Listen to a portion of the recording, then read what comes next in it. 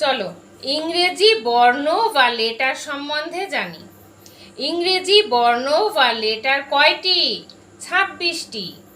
এই 26টি লেটারকে দুই ভাগে ভাগ করা হয়, একটি ভাওয়েল, অপরটি কনসোনেন্ট। এই 26টি লেটারের মধ্যে ভাওয়েলের সংখ্যা মাত্র 5টি আর কনসোনেন্টের সংখ্যা 21টি।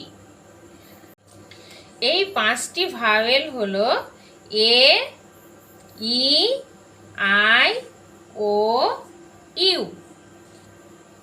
আর কনসোনেন্টগুলি হলো এ তো হবে না, কারণ এ ভাওয়েল, বি হবে, সি হবে, ডি হবে।